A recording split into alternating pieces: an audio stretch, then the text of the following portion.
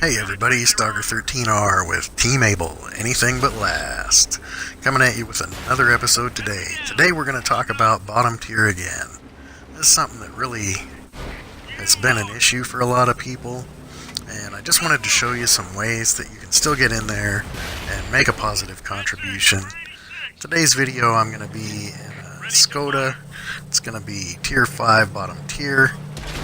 I took this during the March Madness, and I thought it would show you some ways that you can get some things done and still make that positive contribution to the team, and how to be top of the list when you're bottom tier.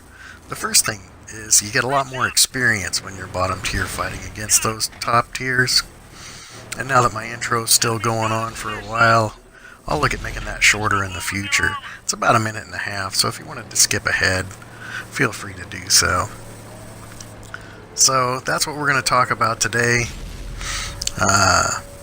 We'll skip the whole tier 8 being the armpit of matchmaking right now, and we'll focus on that middle tier. It was still an effort to go through. I just love this clip. So I got a bunch of dead air there today, and like I said in my intro, if you watch that video, I'm just using the Upload Studio here that comes with the Xbox. I'm not using any fancy equipment. I'm only recording at 720p, so it'll cut down on the amount of space that it uses up.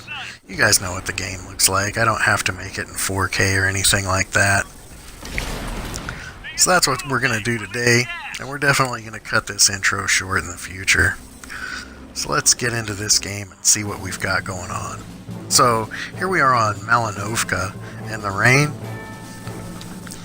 and we're going to be bottom tier. Now the map is showing that we're doing some kind of encounter or assault play, but we're not. We're doing the traditional 2-base capture. That was just some kind of glitch. This Skoda is a nice medium tank. It has good spotting range, and we're going to talk about using the mini-map and how to tell where that spotting range is. So here we are, we're jumping in the game. We're moving out smartly. I've spent a little bit of gold to get some permanent camo on my tank. That's going to add to my camouflage factor and help me stay hidden. You know, I'm not going to do a Patreon or anything like that to support the channel. I've got a job, I don't need your money. So if you want to support the channel, go ahead and support the game that we like playing and get you some gold, get you some camo. So here on my minimap, if you look around my icon, you can see that dotted circle. That's going to show me my detection range. Now on PC they have 3 different circles that have different meanings for each one of them. This is just going to give us a general idea of how far I can see. Since I'm bottom tier, I want to do some spotting and get my team's guns into the game. You know, my gun being in the game is not as important as getting those higher tier guns online. But I haven't rushed out like a muppet and just charged across this open field to get them spotted and lit up. I have to wait for them to get into position to shoot, because if I spot a target and there's no one to shoot it, I'm not doing my team any good. I'm just risking exposure and I'm going to get killed myself. Now you can see this light tank on the left. He's moved up there, or she, and they're in a good position. They're not actually trying to spot the buildings that are across the field here. That person is spotting. They're down in that low ground, and they're spotting across the pond, because that's a common place for spotters to show up. So not a whole bunch of people came this way. I was hoping for a little more support, a little overwatch. There's usually a big push over here.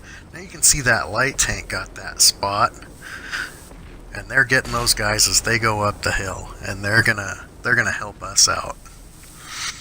So that person's playing cautious, and now that person's falling back because they've spotted those targets. They've got some damage in there. We've got another medium that's moving up to support. You can see my spotting circle is just short of the building, so now I'm going to make my move, and I'm going to move forward. Now that there's someone actually there to shoot, you can see that I've started off the hill there.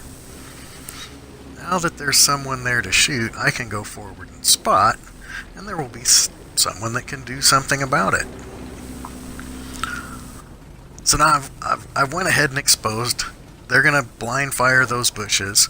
I've got a camo blanket, so I'm not going to get in that bush right there, because as soon as I break down that wall, they know I'm hiding in that bush, and they're going to fire on me. Now, since they're just on the edge of my view range, I can, with my blanket engaged, fire, and they still can't detect me. I'm running this early crew without Sixth Sense. If you want to train your crews, get Sixth Sense, especially if you're going to be doing spotting or anything like this. It's absolutely critical. I just got this tank so that I could play in the March Madness for the Czechoslovakia team, so I haven't fleshed out all the skills. I didn't have another Czech crew that I could put into this tank. Generally, I don't do that anyway. So here I am. The targets are being spotted. I've got one spot myself. I've got a little bit of damage, and I've got one spotting assist ribbon so far. Us having this pressure here is keeping them from making the push on this flank, and all I'm trying to do as bottom tier over here is give our guys up on the hill, where I would do absolutely no good and just be one-shotted by anybody that's up there. I'm going to come over here and I'm going to try to hold this flank. If we can hold this flank, if we can do some damage before they push through, that'll give our team to win the hill and come back down and finish these guys off. And if we're really lucky, like we might be today, a little foreshadowing there, we'll win our flank as well and we'll be there for the cleanup. But right now, we're just trying to hold them off, give our team at the top of the hill time to win the game. So I've got my gun in the game, I've got a little bit of damage, but now the spotting assist is starting to rack up. And you can see that I'm starting to get those ribbons. The one thing that you have to worry about is your radio range. I've got some artillery behind us. Apparently they've got whatever shots they can on the hill, and those artillery rounds are starting to come in. Now I knew eventually someone would push middle, and it's that Tiger. He's got pretty good spotting, and I'm spotted, so I gotta get out of here. As soon as you're spotted, go away, because if you don't, they're going to get you out of the game, because they know. Now, when I popped right back up there, I was an auto spot. Once you've been spotted in an area, if you pop up in the same area, it's going to be an automatic detection for them. They've seen you there before. They've got a bonus to their numbers. That's something they don't really cover in those statistics. So we've got that Tiger moving up. I want to make sure we get rid of him, because that's going to be a threat if he pushes down to the middle. Focus on this area. So my binoculars come back up. Binoculars are critical for anything that's spotting. Gives you that bonus. Skills like Brothers in Arms, that's another good one. Right after you get your Sixth Sense turned on, you should go for Brothers in Arms and increase all of your crew skills.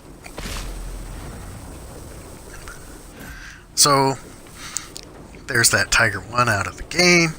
These guys never pushed. They outnumbered us the whole time. They could have gone to what is now my right, all the way down there by the water, and made a push and tried to get around on us. But they never did. So we're just able to sit here and work on them, and the rest of the team is up on the hill, winning that flank, and they're going to be coming around here any minute. Now they're outside my radio range, so you'll see on my mini-map that they don't show up on my mini-map because they're out of my range.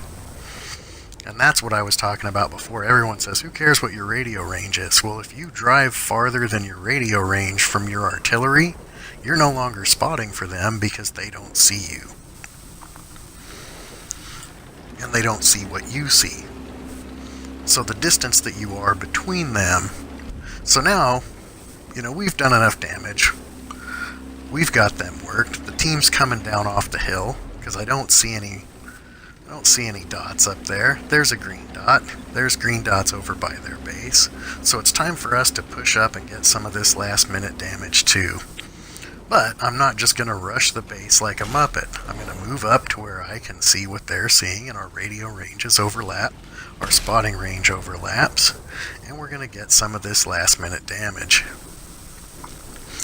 What we don't want to have happen here is someone on the enemy team running away with a Kolobanov's medal. And that's where they stand alone against 5, and we think that we're just mopping up damage and rush in like a bunch of Muppets. And we allow them to take us out one at a time instead of playing a team game. So I've noticed that this other tank has moved up.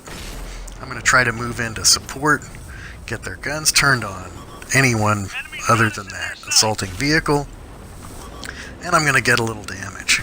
But now that they're looking at me, I'm going to back off.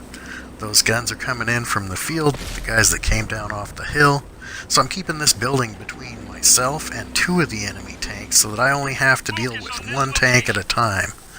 That was one of those American Tier 7 light vehicles, and I was actually pretty scared of him, because in this medium Tier 5, that's not going to be something I want to deal with head on.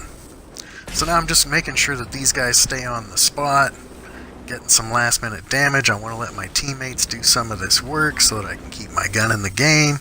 Once again, finish strong. But now we've got that medium and he's gone off the spot. I called to my team to come on up and help, but I've got to get him lit again. There he's lit. I've got my HP left, so I can go ahead, risk taking the hit here, and just try to get that last minute damage to finish him off. Because if he shoots me, I can take at least 1. And that's game. So I hope you learned a couple of things about that. Using your detection circle in your mini-map, checking your mini-map to see how the rest of the team is going, and watching where that radio range is going to come in handy for what you can actually see, or if you're transmitting to someone that's looking. So many times you see spotters go to the backside of a hill and spot targets where no one can shoot. So don't do that. Try to do this. Thanks for watching. I'm Stalker13R, and this is Team Able.